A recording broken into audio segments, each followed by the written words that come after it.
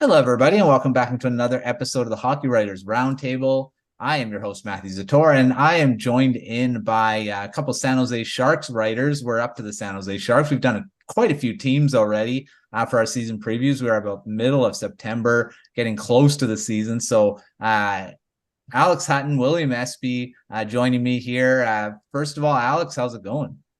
It's going good. Yeah, I mean, this is a great time of year to be a sports fan, and the next few weeks it only gets better. I think with NHL season starting, NBA season starting, football ramping up, getting into the baseball playoffs. It's definitely a good time of year for all this kind of stuff. For sure, lots of sports going on. And William, welcome to YouTube. How's it going? Going good. I mean, like Alex said, there's a lot to be excited about. Right now, as a Bengals fan, I'm not very happy, but there'll be progress on that, I'm sure.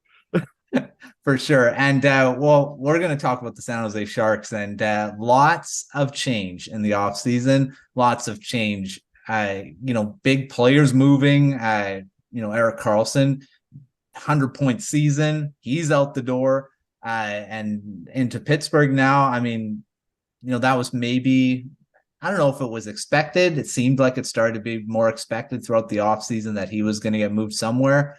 Ended up happening. So that's a whole big change to the defense. Forwards is quite a few different guys that were brought in. But this team's in a rebuild. I think that's probably where it's going. Lots of younger guys hopefully will be starting to move into the lineup. I don't know about this season, but we'll see. The Sharks are going to be, I don't know if they're going to be a really bad team for a while, but they're not going to be very good. So we're going to probably be talking about the Sharks being in the bottom of the basement for a few seasons. So let's get right into this preview for this season and talk about the forwards and some of the new additions. Because, like I said, there's quite a few. And we'll start with probably, I don't know if it's the biggest one, but I think it's most intriguing is Anthony Duclair, because I think he still has a lot more to give in the NHL, and he's 28 years old. He's kind of right in that prime years, and he's on a team that's probably not going to be very good, just coming from a team that almost won the cup in Florida. So, I mean, he kind of went from the top to the bottom. So, Alex, I'll ask you about Duclair. What do you think he'll bring to the team? And do you think he's going to be more than just a one and done and traded at the deadline? Yeah, no, that really is an interesting question. I think not only for him, but for a lot of these veteran forwards that they brought in the offseason are they part of the long-term plan and picture, or are they just going to be trade chips at the deadline in 24? I think with Duclair specifically, he's someone who's already played on a lot of different teams, even though he's only 28. He's bounced around the league a lot, kind of trying to find his place and where he fits in. It felt like he really started to find that towards the end of his time in Florida. And I'm sure, trading him for the capital they were able to get was kind of a tough decision for them, but it was understandable. And I think that, the Sharks on a team where like we talked about, maybe not going to be that good this year, he'll definitely have a lot of freedom to play the game he wants to play and try to sort of find that long-term home. And it'll be interesting to see as it plays out over the course of the season, whether or not San Jose is that place. Mm-hmm. Yeah, because he does have scoring ability. We've seen it in the past. He can score. So we'll see how he meshes into this team, and whether he is a long-term piece or not. William, I said about interesting players. This is another guy, Filip Zadina, coming over from the Detroit Red Wings, and not a very good time there. He high draft pick, never really panned out. We talked about him a lot on Grindline. He just didn't work. I mean, it just didn't work in Detroit. Now he comes to San Jose. He could be a piece for the future because he is really young still. He's only 23. Where do you see him fitting into this lineup this season and in the future? I do remember earlier, I believe it was when he first came to San Jose, they did an introductory press conference, and I believe he said something along the lines of he's been told he's going to play a lot of minutes. He's going to play in a big role. So with the guy, I wonder if you put him next to somebody like Logan Couture, if that's going to be something that's really going to help. Because, I mean, put somebody with that amount of skill on that type of line, with that type of line mates, that can make something special. I mean, he's struggled to this point, I believe. If I remember correctly, he spent some time with Grand Rapids last year. Yeah. And, of course, that's not something you want to see from a top draft prospect who's been in the league for quite a few years. That's a massive step back. And Now being in a new system, new coach, new management, just a breath of fresh air, that can be a big thing for him. It can be basically what sparks his breakout that we've been waiting for years at this point that just never came. It's funny because it feels like he's been in the league for a long time and he's only 23. But yeah, he drafted ahead of Quinn Hughes, which, I mean, everyone keeps, he's saying how much what Quinn Hughes has done in the NHL. But yeah, he's a guy that had a lot of scoring potential when he was drafted, and yeah, hasn't really done it. And we'll see if he can do it in San Jose. Be part of this rebuild, because he definitely is in that age range where he could fit into this new core. We'll see if he does, though. All right, moving back to a veteran, Alex, and talking about Mikael Granlund, who came from the Pittsburgh Penguins in that Erik Karlsson trade. It's probably a bit of a cap dump, but $5 million. He's still a big piece till 2025 is his contract. So he's not here just for the short term. What do you think? Where does he fit into this lineup? Is he a guy like I said with Duclair? Is he a guy they're going to try to move at the deadline, or is he going to be here for a bit? Yeah, they could try to move him. I do think, as you point out, it might be tougher given the length of his contract. And he's got another season on it, whereas someone like a Duclair is as a UFA at the end of the year. So it's a little bit different in that sense. I think what Granlund can really bring is that sort of veteran presence. And, the Sharks are going to be playing a lot of young guys this year, a lot of prospects that are making their way up pretty soon. And I think he can be there as kind of maybe a tutor and a mentor to those guys who, he's been around for years in the NHL and knows what it's about and can help sort of guide those guys along as they learn and adjust to the game of professional hockey.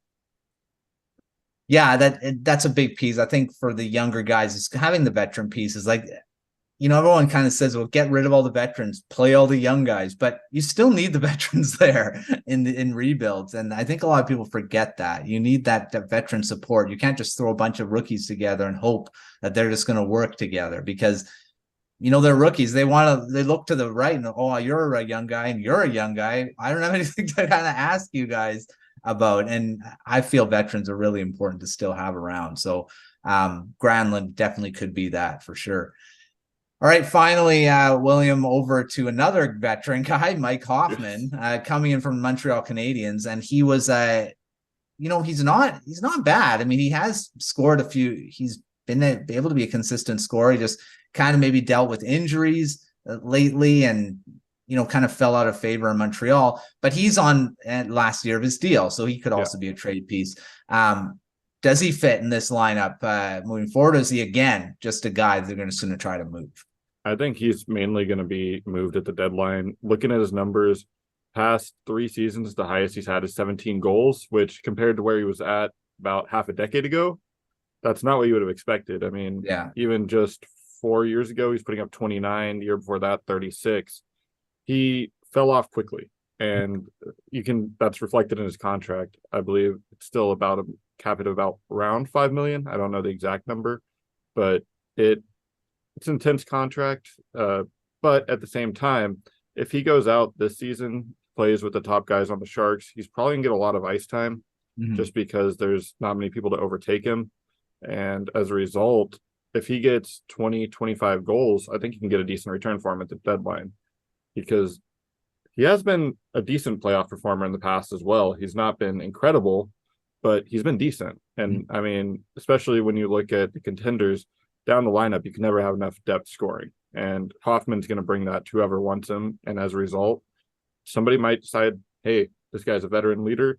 Let's pay him a pretty penny and get him over to our team. Yeah. It's true, and his cap hit won't be that high if you're going around the deadline because it'd be half the 4.5, which is not bad for coming in. Yeah, it's going to be interesting to see all these guys if they're going to be here after the deadline for sure. All right, back to you, Alex. Overall, this core group, do you have anything that you're kind of looking for in training camp? It's going to be a bit of a puzzle in training camp, because a lot of new guys, a lot of young guys, a lot of guys still from last season, guys that got in the Timo Meier trade as well are still kind of trying to figure out where they are in the lineup. do you have anything you're kind of looking for in training camp as it gets going here? I think the big thing I'm looking at is the returning guys. How do they play in the first season without Erik Karlsson and the first full season without Timo Meier? Because both those guys, so much skill on offense, open up so many opportunities for their teammates just by their presence on the ice and their threat to score or get an assist. So those veteran forwards who have been on the team in the past, who would already play with those guys and now can no longer play with them, how do they adjust to no longer having those offensive assets around them helping them out?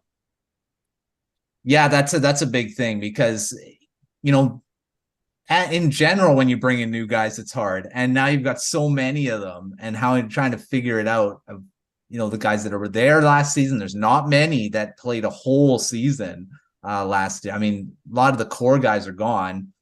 You do still have Logan Couture, you still have Thomas Hertl, who are still part of that, I don't know, quote unquote old core.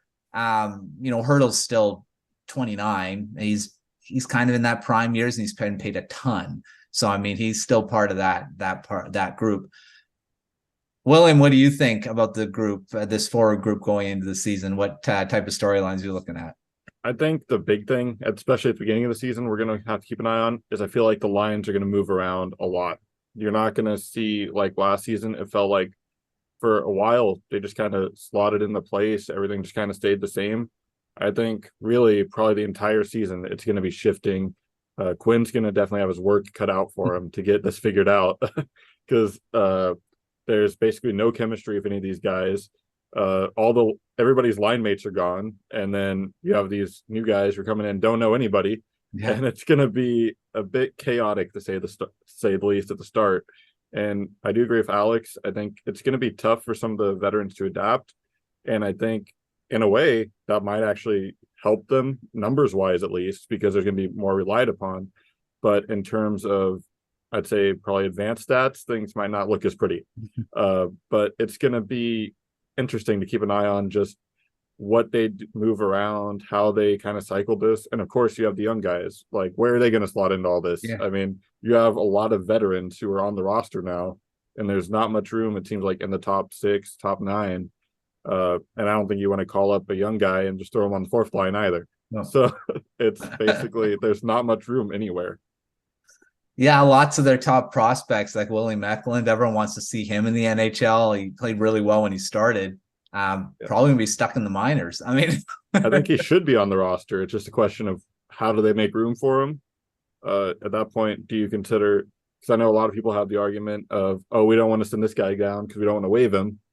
But at a certain point, you can't hinder your development just to keep a guy who's going to be your fourth liner for the next 3 years, and then you dump him. Yeah. So, yeah, it's going to be interesting to see where, like, they're going to have to start establishing that new core that you're going to build around. And, you know, it's tough when you have so many veterans in the lineup kind of blocking that. So we'll see how that all plays out. Right. Moving to the defense, which saw some changes, not a lot. They did, like, I mean, some changes, some additions. They did see a lot of changes because Erik Karlsson's gone, who led them by like craziness. So, I mean, there's a new leader back there. I don't know who it is. I mean, Marc-Andre Vlasic is the most veteran guy on the roster now. Still getting paid $7 million, 36 years old, and he leads the defense right now. So they added Kyle Burrows, depth guy. I like him. He played in Vancouver last couple seasons. Very good depth defenseman, but he probably won't move the needle anywhere in the top 4 or anything. Also got Jan Ruda and he's been pretty good defenseman over the past few seasons with the Tampa Bay Lightning and played with the Penguins last season. Alex, what do you think about this defensive group? I mean, again, in transition. Very much in transition. Yeah. I mean, they've got a couple of guys in the prospect pipeline who might see some time during the season there as well. So that's something to look out for. But I think the big thing, what you see the front office trying to do is basically make their blue line more defensive minded. You know, if you go back over the years, you've seen Erik Karlsson, if you go back a little bit further to Brent Burns or even Dan Boyle, they've really been always centered around a very offensive minded defenseman. And they're kind of moving away from that. You know, I think they're current leading scorer on the blue line is Matt Benning, who had 24 points last season. So it's very different from the 101 that Erik Karlsson offered you. So it's definitely a different kind of look. You've seen their goals allowed numbers have not been good over the last few years. So now they're trying to kind of switch that and go just basically completely in the opposite direction with a very defensive centric blue line.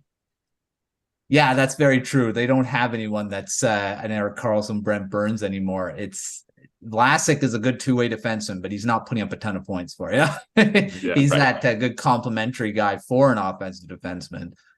So yeah, I definitely agree with that. William, you have anything to add to the defensive discussion here? I mean, where do you see this group going this season? It's going to be rough, I feel. Like you said, it is making a bit more of an defensive first type mentality. And of course, that's going to mean basically rewriting the entire system, because last year, a lot of the offense went straight through Karlsson, and now you don't have a guy to do that. So you kind of are going to have to rely more on the forwards, which is going to be helpful. But I mean, that's also going to take the centers a lot of their defensive responsibility, and they're not really be able to do much because they're going to be stuck trying to make plays up the ice. And as a result, there's going to be more pressure on the defense, I feel. So it's hard to predict how this is going to go, because in theory, having a good defense that can stop goals is a good thing. But do they have the right pieces in place to do that? And I don't know. I don't think so. So it's kind of like one of those things where it's like, in theory, this could go really well for them, but at the same time, realistically, this could go very badly. Yeah, and as we move to the goaltending, it's not better here either. Kappo, Kahkonen, Mackenzie, Blackwood are now the tandem. Blackwood coming over from the New Jersey Devils. Again, kind of fell out of favor there. He's dealt with a lot of injuries these past couple seasons. Not very good performance-wise. He was really good a couple seasons ago. They thought he was the starter. He was going to be the guy for the Devils, but now in San Jose, William, we'll stay with you with the goaltending. What do you think about this tandem? I mean, is there a clear-cut starter here, or are they going to be at that 1A, 1B? And are they a very strong 1A, 1B in that? So I think it's wide open here. My gut, because when Blackwood was drafted, I remember saying this guy's a future Vezina winner, and I don't want to be wrong about that. So I hope he's the number one. I hope he gets that level. But statistically, odds aren't in my favor on that one. Like you said, he was great for a bit, about 5 years ago or so. He had 2 really good seasons, and then it just fell off a cliff with really right around the time when we started getting into the bubble and all that is when that all happened. And last season, he even spent some time in the AHL and didn't even do well there. So that's not very promising. But there is the upside. If he is able to find his groove and get going, he's shown he can perform at a high level at the NHL, just not consistently. Yeah. So if you find a way to get him back to that level and make him do it consistently, then you could have a great goaltender here. I mean, how many times do we see a goalie kind of find their stride late in their 20s, sometimes even early 30s, like Tim Thomas, for example. He was pretty late when he got there.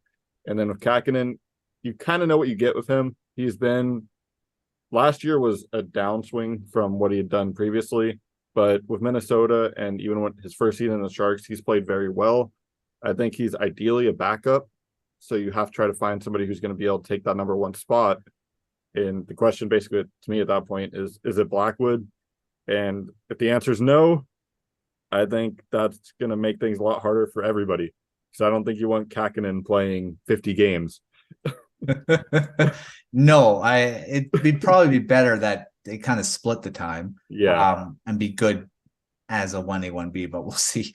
Alex, what do you think about this goaltending tandem? I'm thinking they hope that they should have kept Adin Hill, but I don't know if he would have emerged. That really took a turn in a very interesting way. I mean, I like this sort of post Martin Jones era of goaltending the Sharks have had. I've started calling it the stopgap era, because I just feel like every single person they put in net is like a stopgap measure rather than some sort of long-term solution. I mean, you just go down the list of guys who have gotten like starts recently, and it's a lot of guys who are just sort of there to fill time more than anything else, and they're just still looking for that that goalie of the future. I mean, I definitely feel like it is a 1A, 1B thing. I expect Kahkonen to get a little bit more of the playing time just because he's been in San Jose for longer. He's got a little more established trust with the coaching staff and things like that. But I definitely think Blackwood will see a lot of action as well. I mean, I think if there is an upside to the goalie situation they have right now, it's that it's a chance to play a bunch of different goalies and see who works out, because, you know, you got the two of them. You've got Eetu Makiniemi, who got a little bit of NHL playing time last year and looked pretty good in that brief little bit of action he got. You've got a couple of goalies who played pretty well at the rookie face-off this past week. So there's a lot of different options, and I would definitely love to see them throw, 4 or 5 different goalies, give 4 or 5 different goalies starts over the course of this coming season. May as well try it and see who you have, because you need that goaltender of the future. And both these guys are in that range where they should be breaking out as a goaltender. 26 Blackwood, 27 Kahkonen. So they could potentially be part of this solution. But like you said, they do have some good, intriguing prospects too. And we'll see if any of them can kind of take the reins as well. But that's going to be interesting to follow throughout the season. Okay, this is not a very nice question, because I'm pretty sure they don't stack up very well in this division, but I'll ask it anyway. William, what do you think of the specific division? Are they in the basement, or do you feel they're ahead of maybe the Anaheim Ducks? But I'm assuming they probably are in that realm, though. I mean, when you have veterans like Couture and Hurdle, they can always pull something out of nowhere and get a couple extra points that you wouldn't expect them to. But at the same time, the Ducks, I feel like, are, like, for example, they are very close to going over the edge and becoming a really good hockey team, despite what we saw last year. The Sharks, on the other hand, I feel like are doing the opposite. Obviously, as we mentioned many times, having no Carlson is really a big subtraction. Yeah. It basically, there's not much you can do. And we still haven't even mentioned, well, I think Alex mentioned it a little bit, but there's also no Timo Meier anymore. He's gone as well. So they got basically 2 of their biggest offensive pieces gone, and everybody else is getting better while the Sharks are starting to subtract. So, I mean, honestly, if I was a Sharks fan, I would hope that they're in the basement and get you an opportunity for one of those top prospects next season, because that's how you're going to build this team. And although it's going to be rough, because I know San Jose is not used to rebuilding. This is completely uncharted territory. But look how it's working somewhat for Philadelphia now. They're starting to get things going in the right direction, and they're starting to get some hope. Yeah. And I see the same thing starting to happen here as well. Yeah, I mean, they do have some, like we said, we've talked about William Eklund. He's a high-end prospect. They got a few other guys. Thomas Bordeleau is another guy that potentially be a big part of this team in the future. And yeah, they're going to get a high draft pick, I'm assuming, even if they do finish ahead of the Ducks or whatever. So, I mean, and there's some really good, like we talk about the defense, they're really good defensive prospects in this coming draft. So they want a high-end defender. This draft is where to get it. So, and don't forget Will Smith as well. I mean, yeah, Will Smith's another one. Yeah, I would say probably 2-3 years out before we see him. So I want to say the next big name center coming up would be Michael Misa in a couple of years. So if you're still at the basement, then you land him. That changes everything. Yeah, 100%. Alex, do you agree with that? That they're probably going to be in that bottom realm, and is it a good thing?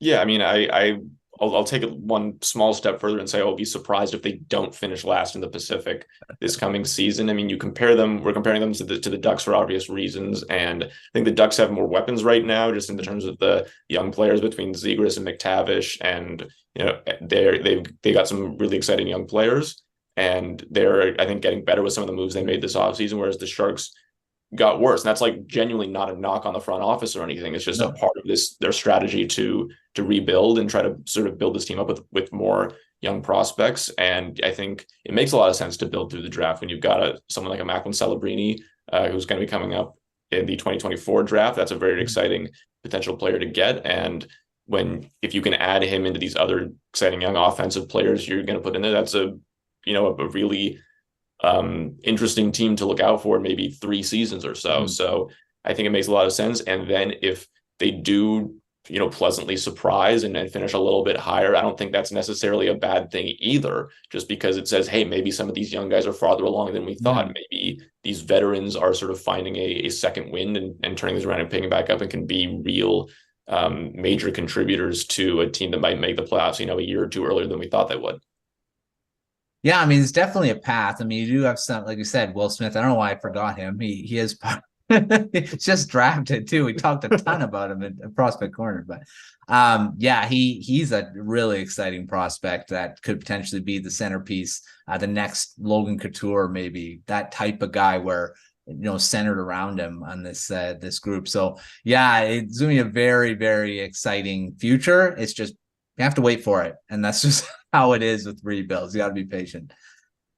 Okay, let's get to our quick fire round, and we've got some fun questions here. It's funner with the younger teams. Then maybe they're not the youngest team, but you could have some breakout stars. Alex, what do you see as a breakout star this season? I will go with someone we've already mentioned in Filip Zadina. I think that this is a really good move for both sides. I think the Sharks can bring in a player. It really makes a lot of sense for them to bring in a player like him on a restricted free agency contract where, he can have the freedom to play his game. And he was the sixth pick for a reason. And, it didn't quite work out in Detroit. We just never sort of found him. And now I think this is the chance to kind of hit the reset button on his career. And with this change of scenery, he can maybe sort of have a little bit less pressure on him. Obviously when you're that high of a pick, especially with a team like Detroit, there's a lot of pressure to develop and deliver in a certain way. And I think now that he's in San Jose, he can relax and just play his game and play the way he wants to play. And I think on a team like the Sharks that are rebuilding, he'll have a lot of freedom and a lot of opportunities to try to find his best performance. Yeah, I think that's a really good choice. Zadina, like I said, we've seen flashes of his offense. It's just, it can't consistently do it. And he goes in these big slumps and it just gets frustrating. All right, William, who do you have as a breakout star? Well, I was going to say Zadina as well, but I can't be boring here. So I'll change my answer to Fabian Zetterlund, who he did play very well in his, basically rookie season with the Devils. He'd had a few games the season before, and then when he ended up in San Jose, he did fall off fairly heavily. He went from 20 points in 45 games with the Devils to 3 in 22. But that's to be expected when you go from that big of a team. But I think he's the type of guy who he's going to get a bigger opportunity than he had in New Jersey because simply there's not many people to put ahead of him. So if he plays well, he's going to shoot up the lineup. So he has an opportunity to do big things, and he's getting into that range where you can start to expect him to get to his prime of he's at 24 now. So really what we see from him the next 3 years or so, that's probably going to be the best you're going to get from him. So if he's going to be the type of player he's shown he can be in the past, that starts basically now. So he has to start getting there now. Yeah. Like he's in that range again, that athletic prime, 25 years old, and that he's right there. So we'll see what he can do. All right, Alex, bounce back. As someone that needs to bounce back from last season. Now there's a few candidates on this team. There are. I will go with Kevin Labanc.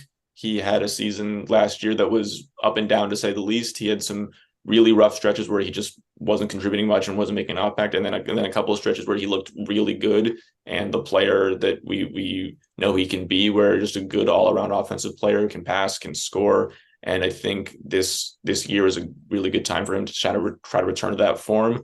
Training camp is going to be big for him as he tries to sort of pick things back up, and just sort of a new season chance to turn over a new leaf for him.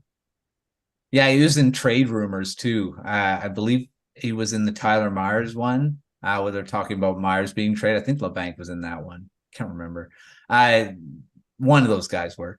William, what do you think as a bounce back candidate? So I'm basically going to say all of the new acquisitions. I mean, basically all of them. That's why you got them. I mean, Hoffman, you want him to bounce back to give more value. Same thing with Granlund.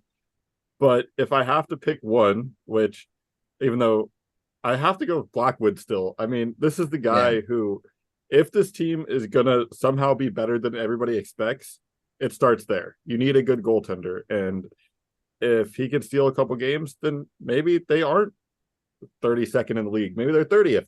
Yeah. But I mean, but all that's good progress, because at the same time, although you want to build through the future, get those high draft picks, you don't want to lose every game, because that sets a dangerous precedent for the young players. So I think if you get somebody like him to find his form again and have a new change of scenery, basically make him what we've seen he can be, then that's going to be the key to getting a few of those wins that you need. Yeah, it'd be great if Blackwood could reemerge as that future starting goaltender, because sounds like the Sharks definitely need it. So we'll see what he can do. All right, an X factor, Alex, an X factor that could for this season. Now, it doesn't have to be a player; it can be a situation or a coach or something other than that too. Yeah, mine is a situation more. It's kind of going off what William said, is how do the newly acquired veterans play? Because whether or not they're good enough to be really enticing trade chips at the deadline, I think is going to have a massive cascade into future seasons of sort of the assets that might be able to acquire for those players or not, and could end up affecting how the young guys and the prospects develop, depending on how much playing time they get towards the end of the season. So I'm curious to see sort of how those veterans play in the first half of the season, and how that might affect how the Sharks play the trade deadline, and then subsequently what happens in future seasons as a result. Yeah, that's a good one. It's going to be, like I say, it's going to be interesting with all these veterans, where they're going to go, if they're going to stay after this season, for sure. William, what do you think, an X factor? I think the X factor to me that's the most important is how the coaching staff uses the youth. Because we've talked about this quite a bit already, but when you have guys like Eklund, Bordelot, these guys can't stay in the minor leagues forever. You have to eventually kind of push them to that next level, and they're ready. I feel like they are genuinely ready. It's just there's so many I hate using this word because it sounds condescending, but mediocre NHL level players. And to clarify, the fact that they're in the NHL at all means they're amazing at what they do. Yeah. Just to clarify. But in terms of the best, they're not quite there. And somebody like Eklund or even Bordelot, they have the potential to someday get to that level, but they're never going to if they never get used. So eventually they just have to say, hey, we got to do this. And I think right now is the time you have to do it. Yeah, no, the young guys need to get time in the NHL, and that's all these veterans are blocking the way, and that I hate that. When you see all these veterans, they're like, the young guys need to play. I know training, I know minors and the AHL is good development league, but at some point they got to play in the NHL and see where they are. But yeah, I mean, same thing we always see. You can rush a player, and that'll ruin the development. But look how many times. We've seen it as well, where a player just never gets an opportunity, and by the time they do, it's just gone. Either they lose their passion, or frankly, they just might not care anymore at that point, because they feel like they're never going to get there, and that can ruin a player. Yeah, 100%. It's such a tricky balancing act, that whole thing. I mean, I'm a San Francisco Giants fan, and you've seen that they've called up a lot of prospects this season, and there's a big debate within the Giants fan community of, did they call them up too early? Are they getting enough of an opportunity? Did they, are the veterans getting too much playing time right now, or they should be getting more, and allow them to kind of struggle through it? And it's I think hockey is kind of the same way. Yeah, I definitely agree with that. So we'll see if anyone can get some time in the NHL this season.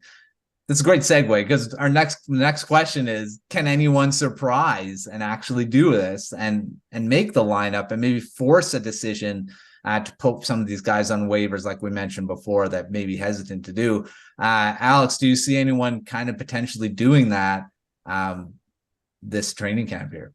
I think the guy to watch for that is going to be Thomas Bordelot. He played really well at the rookie faceoff. He's shown a lot of potential in the minors, and definitely had his moments in his brief call-ups to the NHL.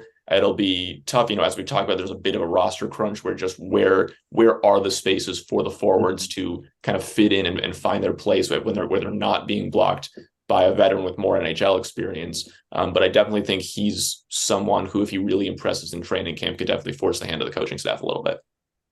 Yeah, I would probably pick Bortolo as well. William, who do you see as being a surprising rookie to maybe force a decision here? So if you asked me this a month ago, my answer would have been very different. I'll just for at that point, I probably would have said Bystedt, just because I think he could do it. I mean, that frame and everything, like if you throw him at a third line center for the time being, he could probably do well at it if everything worked out. Of course, now he's gone back to Sweden, so we're not going to get that opportunity. But now I would say my answer is probably going to be Shakir Mukhamadullin. I hate saying that name. I hate typing that name. but I think he's the type of guy with the way the defense is right now. If somebody's going to squeak in, I think it's going to be on defense.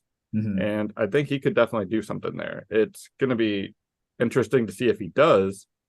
But I mean, I think he could make an impact back there on a defense that really doesn't have a difference maker.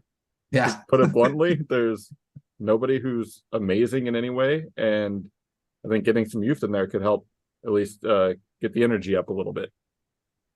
Yeah, I don't like typing that name either. I had to do that a few times during his draft year, so to make sure it's the right spelling. Yeah. Just break it down into syllables. That's how I do it. That's how I do it too. It's just I always like, am I gonna forget a letter or mix up an A and an E or something, you know? Copy paste is your friend.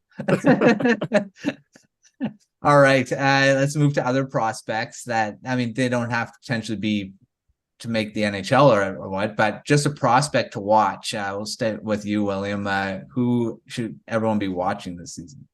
I mean, I'm going to just throw this out there because it's an obvious answer, but I'm going to also give a second one just because it's more interesting. Yeah. I think first off, Will Smith. He's the guy everybody's going to be watching no matter what. This is the guy, like, he's the future of the Sharks right now. I think Eklund's a great prospect. So is Bortolo. But I think Smith's already kind of surpassed him, as everybody wants to see this guy as soon as possible. But it can't happen just yet. But in terms of my other answer, I'm going to go with the other draft pick from the first round of this year, Quentin Musty.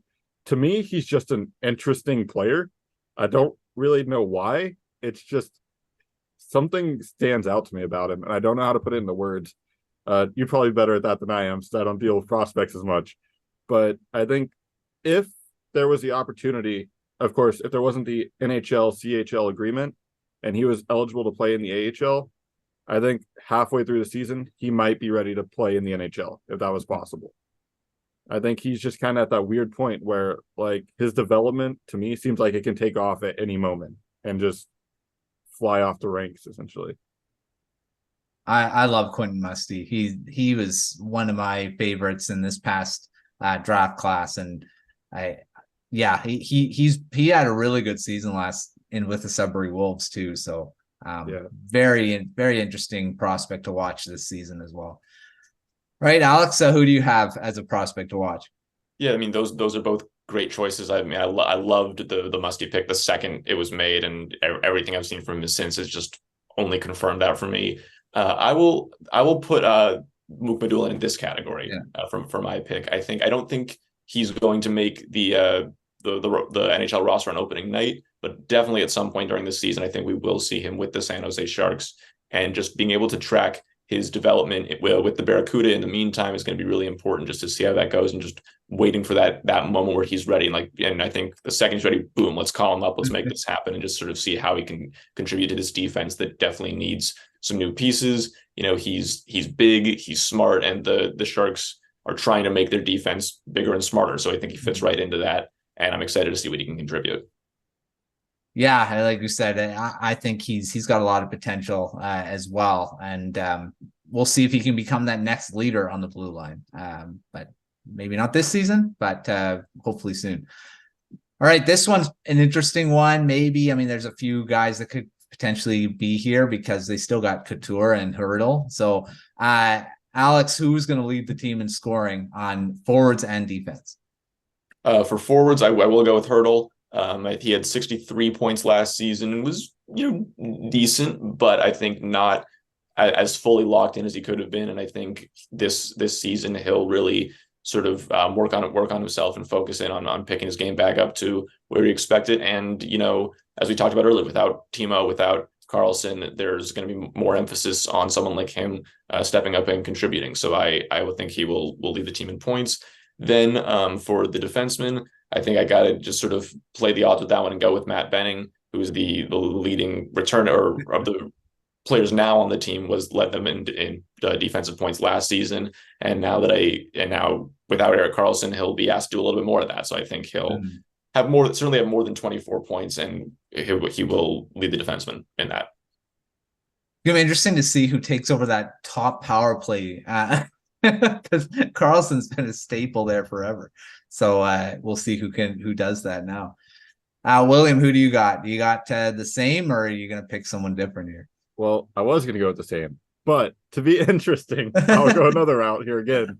So, Couture is an obvious answer, but I'm thinking this is going to surprise even me that I'm saying this, but Alexander Barabanov, I think he is on a contract year, and really his future, I don't know where that's going to go. I wrote an article about that last week. Like, he does have some trade protection, which is strange for a player making $2.5 million, but at the same time, it's, do you keep him? Do you trade him? What do you do with this guy? Because he's at that age level, and if he wants to win, it's probably not going to be with the Sharks at this point. But if he wants to stay in San Jose, you kind of have to make that happen. But I think this guy, with all those factors being in there, and if he plays the full 82 games or close to it, I think he could get up there, because somebody has to score goals somewhere. I mean, this team's not going to get shut out every game. So at least I hope not. But and then on defense, of course, the answer is more than likely Benning. But just to be fun, I'll go with the guy who was second, which is Vlasic. I mean, he's probably not going to put up many points, but I can't imagine any blue liner putting up many points this season. So I think we're probably going to cap out at like 30 or 40. So at very best. So why not Vlasic? Yeah, why not? I think anyone could probably. There's no clear-cut guy that's going to put up a ton of points. So I think whoever gets on that power play is going to be the one that'll get the most. All right, we're going to skip over this next one because we've talked about a lot of guys that could be traded at the deadline, and we'll go to our bold prediction hot take. And this is always fun. So, William, who do you got? Bold prediction. I think one of the veterans, like one of the top guys, like Couture, Hertl, I would say Vlasic, but I don't think you can move that contract. I think one of them ends up somewhere else at some point, just because at a certain point you do need veterans, but at a certain point, like we mentioned, there can be too many. And with these guys, like Hertl, kind of, but mainly Couture, if he wants to win, like I've mentioned before, it's not going to be with the Sharks. This guy, by the time the team's ready to win, he's going to be 34, 35, 36 in that range. I almost forgot how old he is. Somehow off the top of my head. 33? He's 34 right now. 34. Okay. So okay. Then, I mean, he's definitely not going to be 34 when they're ready to win. So he'll probably be 38, 39, 40. And unless he plans on turning into Jaromir Jagr, I don't think he'll be around for that. So I think, of course, that contract's going to be a little bit hard to move with the cap hit and the way the cap is currently. They're kind of all getting ready for next season when the cap goes up. So this might take until next offseason. But I think sometime within probably the next 12 months, one of those guys probably gets moved. I mean, it's becoming a theme for my career. Last offseason, we saw Burns. This time, Karlsson. And if I'm Couture, for example, I don't know if this is what I want to stay into. I get, of course, the loyalty to the team. This is the team you've been with your entire career. But at a certain point, everybody's goal when they reach the NHL, I feel like, is to win a Stanley Cup. Otherwise, if they didn't have that drive, they would have never made it. Yeah. And so when you get to 34 years old and you haven't had the ability to do that, similar to what we saw with Joe Thornton, Patrick Marleau, eventually you have to make a decision that's better for you. And I don't know if he'd necessarily put in a trade request, because I don't know if he wants to put that drama on the team, but I think he'd probably be more open to it than most people realize. Yeah, I get that. Like I say, and Couture's not young anymore. I forget how old he is too. I think he's still young, but 34. Yeah, he plays like it. Getting Like up to me, there. like when you look at him on the ice, he to me looks like a 28, 29-year old. Like he seems like he still has a lot of years ahead of him, but unfortunately, he really doesn't. Yeah, it's true, and he's getting paid a lot of money right now Yeah. too, 8 million. Yeah, we'll see. We'll see if he's moved. If there's any talk about it. All right, Alex, what do you got as a bold prediction or hot take for this season? All right, yeah, we talked about the goaltending earlier, and I mentioned his name. So my bold prediction is that at some point over the course of this season, Eetu Makiniemi will emerge as a potential goalie of the future. I'm not going to say he's going to carry them. I'm not going to say he's going to turn into 2019 Jordan Binnington or anything like that. But I do think he'll have some games that will kind of make the front office go, okay, maybe this is the guy. Maybe this is the long-term answer in net for us. I think he's played a few NHL games and looked like I was really surprised at his confidence and his maturity from at such a young age, like just getting into the NHL. And he's been solid in the AHL as well. So I'm going with that as my bold prediction that Eetu Makiniemi will make an impact. Yeah, I can see that. Like we've talked about in the goaltending, that could be one of these guys emerge as that leader in net, and it may not be the two guys that everyone's anticipating to start the season with. So yeah, it's going to be interesting. It's going to be an interesting season for the Sharks and their quote unquote, I'd say probably first season of rebuilding, because now they have traded those two big pieces. I think they've turned that corner. So we'll see how this season goes, if they're going to be a surprise team or they're going to be in the basement like we were all anticipating. So thanks, Alex. Thanks, William, for joining the preview show here. Before we get going, give Alex, I'll start with you. Give everyone your social media and where everyone can find your stuff here. Yeah, I'm on Twitter or X or whatever you want to call it. My handle is AlexHutton35. So check me out there. I make sure to always post my articles and stuff and tweet out my takes on hockey and other sports things. So yeah, you can follow me there. And William can probably go into a little bit more depth in this, but the Hockey Writers Sharks page has its own Twitter account now. So that's something you can check out as well. All right. Yeah, William, give us your social media and all that here. So yeah, my X, same as him, is at William_Espy. I almost mispronounced my own name there. I've had 4 coffees today. I'm on that level of like I'm out of it, to be honest with you. I'm also currently running the Hockey Writers Sharks X, which is at THW_Sharks.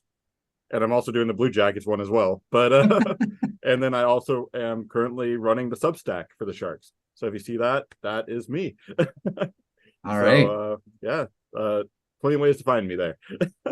Sounds good. Yeah, we got all the team Substacks live now. So if you want to subscribe to the Sharks one or all of them, to keep up to date with all the stuff that's going on at thehockeywriters.com, we got lots of stuff going on, lots of preview posts, lots of articles. We got all the season preview videos out so far. We'll have them all eventually out before the season starts, but make sure you're following us there. Make sure you're interacting with us on Twitter, in the comment section below. Give this video a like, subscribe to the YouTube channel if you haven't already, and just keep following us here. And until next time, we'll see you on another episode of the Hockey Writers Roundtable.